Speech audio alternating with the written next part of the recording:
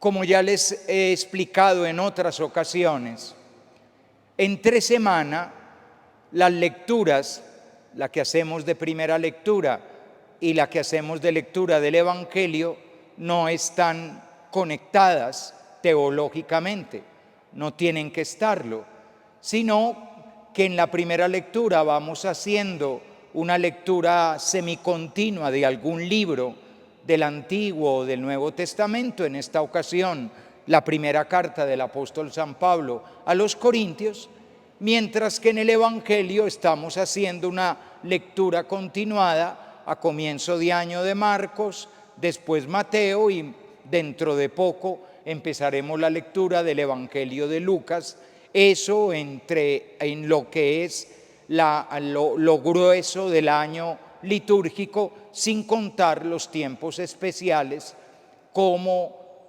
Adviento, Navidad, Epifanía, Cuaresma y Pascua. Sin embargo, hoy hay un punto de contacto, y ese punto de contacto está en la cuestión de la sabiduría. Está planteada de manera diferente, porque San Pablo está hablando de dónde pone Dios la sabiduría. Y el Evangelio de hoy nos invita a tener sabiduría. ¿Y cuál es el comportamiento de aquel que tiene sabiduría? San Pablo nos dice el lugar de la sabiduría, y el Evangelio nos exhorta y nos invita a vivir con sabiduría. Vayamos primero a San Pablo. Antes de hacer una referencia a dónde está la sabiduría, yo quisiera hacer una anotación de comprensión del idioma castellano. Yo la verdad no comprendo demasiado por qué, habiendo hecho unas traducciones actualizadas para la proclamación litúrgica, insisten en palabras que en español no significan lo mismo, sobre todo en el español nuestro, en el español colombiano. Me refiero a la palabra necedad, a la palabra necio. ¿Qué entendemos nosotros por necio? Por necedad. Una persona que molesta, se distrae, genera el entorpecimiento de algo, porque está alborotando, porque habla cuando no debe, se mueve cuando no debe. Eso es fundamental. Cuando a uno le llega la palabra necedad o la palabra necio en colombiano, en el castellano que hablamos entre nosotros, esa es la idea que a uno le queda. Alguien necio es como alguien molestoso, alguien que disturba y alguien que friega la vida, que nos altera la vida. Pero no es de eso de lo que está hablando San Pablo. San Pablo, cuando utiliza, y la Sagrada Escritura, cuando utiliza eso que se tiende a traducir en español de España, ellos sí entenderían muy bien el texto en España, eso que se traduce como necio o como necedad es insensatez, es decir, es falta de juicio, falta de inteligencia, estupidez, tontería e incluso locura. Entonces ténganlo eso muy presente, porque San Pablo va a hacer un contrapunto, va a plantear una contradicción entre la locura y la sabiduría, entre el escándalo y el signo, la señal, la manifestación plena. Todo comienza cuando San Pablo dice que él viene a anunciar el Evangelio con el escándalo, con la insensatez, con la locura de la predicación. ¿Qué quiere decir con eso San Pablo? Quiere decir dos cosas. Con eso manifiesta la pequeñez, la insignificancia, la debilidad, la fragilidad de la predicación al lado de las grandes potencias del mundo, de las grandes fuerzas del mundo. Está hablando de todo lo que es el poder del mundo pagano y su filosofía. Fíjense que hay un momento en que él casi que como en tono de burla dice: a ver dónde está el filósofo, a ver dónde está el sofista y el sabio de este mundo. El pobre evangelio, tan pequeño y tan humilde, se enfrenta a toda esa arrogancia del conocimiento humano. En el fondo, hasta el día de hoy, cuántas veces la manifestación de la fe y de la creencia se tiene que confrontar con los grandísimos conceptos inmensamente sabios de los que tienen demasiados conocimientos y doctorados y que miran con desprecio la fe. Entonces, por un lado, la locura del Evangelio, la insensatez del Evangelio de la que habla San Pablo por la predicación, es su pequeñez, su fragilidad. Y frente al establecimiento judío tan potente que se dio el lujo de rechazar a Cristo y de no querer ver en Cristo la salvación, no solo del pueblo judío, sino de la humanidad entera. Pero además, el Evangelio tiene otra realidad que lo hace locura de Dios, insensatez de Dios, y es que el Evangelio invierte el sentido de las cosas. Justamente en el texto del domingo que estamos reflexionando en estos días, del capítulo 16 de Mateo, va a aparecer esa inversión. Cuando el ser humano dice Mesías, el Hijo del Dios vivo, recuerdan que ahí dejamos la película el domingo pasado, con esa revelación de quién es Cristo en labios de Pedro. Cristo hace una aclaración de que ese Mesías sí es el Mesías, pero es un Mesías crucificado. Y cuando Jesús anuncia que es un Mesías crucificado, Pedro lo regaña porque piensa como piensan los hombres, no piensa como piensa Dios.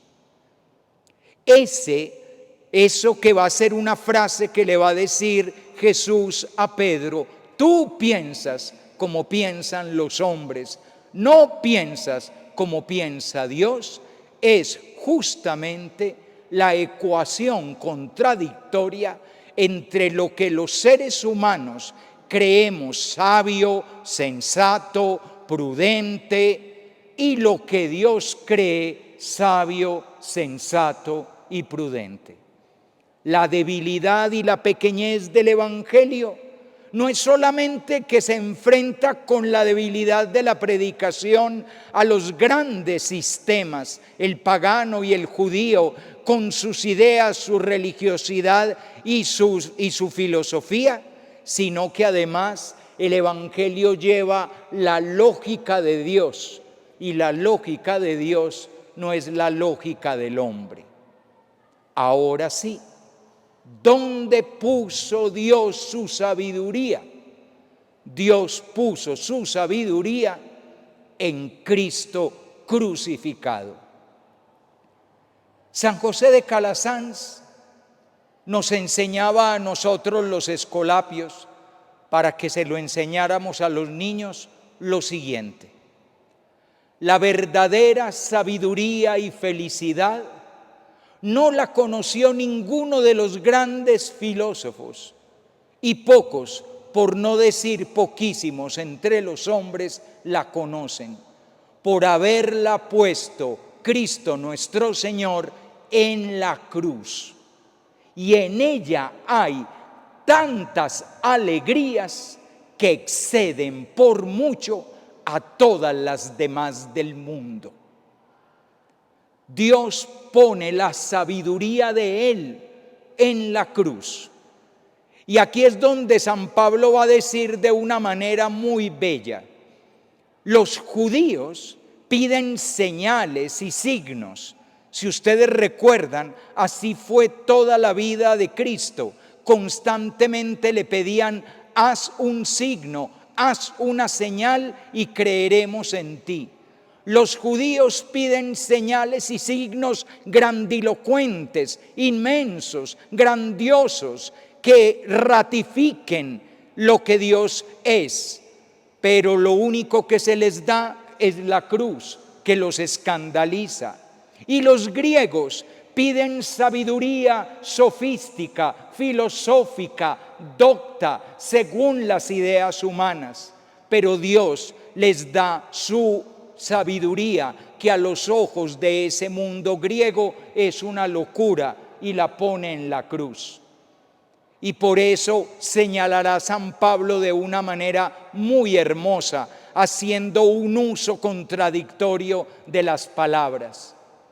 Porque la debilidad de Dios es más fuerte que los hombres, y la locura de Dios es más sabia que los hombres. Así pues, que la invitación del apóstol es a que invirtamos, de invertir, de hacer una inversión, invertamos nuestra manera de pensar. La sensatez del ser humano no es la sensatez de Dios, porque la sensatez de Dios es la de la vida de Cristo entregada por amor en una cruz. Y la fortaleza de Dios no es la grandeza humana que pide un inmenso poderío, sino que la fortaleza de Dios es la debilidad y fragilidad del Hijo de Dios, pendiente de una cruz por amor.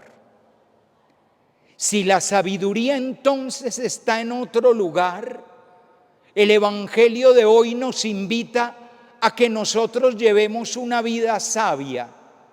Y la vida sabia es tener una lámpara encendida con suficiente aceite para mantenerla encendida a lo largo de una prolongada espera. La vida es una espera, la espera del momento en que el novio vendrá a mi vida y me debe encontrar con la lámpara encendida.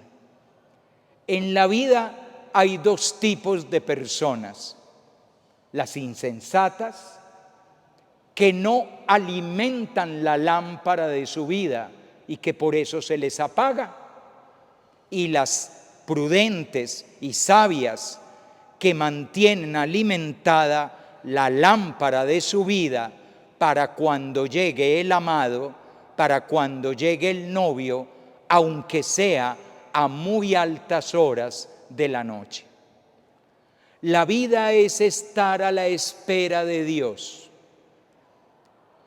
Cuando San Agustín se convierte, escribe justamente en la primera página de sus Confesiones la gran frase que de alguna manera lo identifica a él e identifica su teología: nos has hecho para ti, Señor, y nuestra alma permanecerá inquieta hasta que descanse en ti. El ser humano es un ser que tiene una inquietud interior. ¿En qué consiste la inquietud interior del ser humano? Que todo ser humano que no se mienta a sí mismo y reconozca la realidad de su realidad, perdónenme la redundancia, tiene que reconocer que vive como si algo le faltara. No importa cuánto consigamos, no importa cuántas personas nos prometan su amor, No importa cuántos besos o abrazos o risas o fiestas o placeres o gustos o viajes o paseos tengamos. Siempre el ser humano lleva dentro una cosa extraña. Algo me falta, pero no sé qué es. Y por eso ese ser humano se lanza a otra fiesta o a otra alegría o a otro paseo o a comer algo más o beber algo más o besar a alguien más o abrazar a alguien más o enamorarse de alguien más. A ver si se le llena lo que no tiene lleno. A ver si encuentra lo que no ha encontrado. Esa es la lámpara. Todo ser humano nace con una lámpara encendida, aguardando al amado, pero la mayoría de los seres humanos la apagan. La pagan con riquezas, bienes materiales, placeres, vicios, malos hábitos y sobre todo convenciéndose a sí mismos de que no esperan nada y que si algo esperan, lo que esperan no es Dios, sino mucho menos que Dios. El pobre ser humano se satisface con basura cuando fue creado para la eternidad.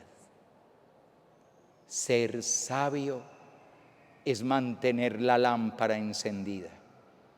Y la lámpara encendida es la lámpara del deseo, de desear a quien hay que desear, de estar inquietos por el único amor por el que realmente vale la pena estar inquietos, el amor de la sabiduría de Dios manifestada en Cristo Jesús, que me amó muriendo por mí, resucitando por mí y llevándome a la gloria que Él quiso regalarme a mí. Mantengan la lámpara encendida.